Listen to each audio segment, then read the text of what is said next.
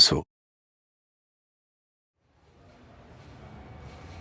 Hello, Maria. Thanks for coming in for the interview. It's my pleasure. Thanks for inviting me. Well, as you know, the company has been expanding and we have an opening in our HR department.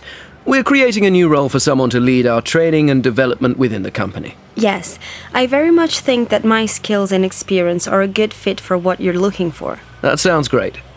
So, your CV looks strong, though it would be good if you could give us an overview, in your own words, of what you've been doing over the past 4 years or so. Well, in my first job 4 years ago, I was working for a small HR services provider which offered HR services including L&D to corporate clients. Okay, so it was only B2B? Yes, we only offered services to other companies, not B2C.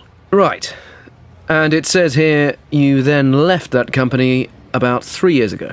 Yes, that's right. I was looking for a little more stability and also to be part of a larger organization. So I joined a company with around 100 staff and a small HR team. As there are only a few of us, we each deal with a range of HR topics. In addition to payroll, one of the areas I was responsible for was learning and development. I see. And so why do you want to change jobs now? Well, I very much like the L&D side of my role, and I've always had particularly good feedback for my work in this area. I believe I excel in that field. So I'm looking to specialize, and as your company has around 2,000 people, right? Yes, that's right. Well, an organization of this size would give me the scope to specialize in L&D. I'm also a big follower of your brand and feel fully aligned with your image and values. Well, that all sounds good. And I can see you have an L&D qualification. Yes, I got a diploma 2 years ago.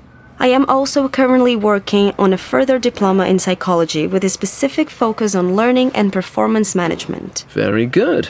Well, it looks like you have the qualifications and experience we're looking for. What do you think will be the main challenges of coming to a much larger company? I can see that it might be perceived as a weakness to not have experience in an organization of this size. Though I see that it could also be a benefit. I won't be bringing too many preconceived and possibly inflexible ideas with me to the world. Yes, that would be a good thing. Also, I'm used to taking a very personal approach to employee development. I realize that such an approach with 2,000 staff members will have to happen in a different way, but I bring many ideas with me that can be replicated on a larger scale. I see what you mean. Right, so, do you have any questions for me? I think we've covered many of the areas I had wanted to address. I have 2 quick questions, though. Go on. Who would I mostly work with on a daily basis? Well, there's the HR manager, who you would report to, and then the HR team, which currently has 6 people in it. There's usually an intern or 2 who you can get some support from also. Okay, thanks. That's all really clear.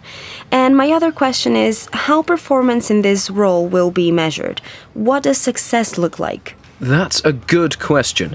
As you know, we have a performance management system in place, and from that, we have identified some learning and development needs within the organization. But we haven't devised a strategy. Your role would be to devise and then successfully implement this strategy. Thank you. That sounds interesting. Great.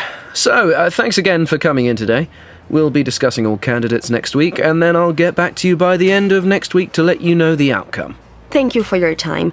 I'd welcome the opportunity to continue discussing this role with you.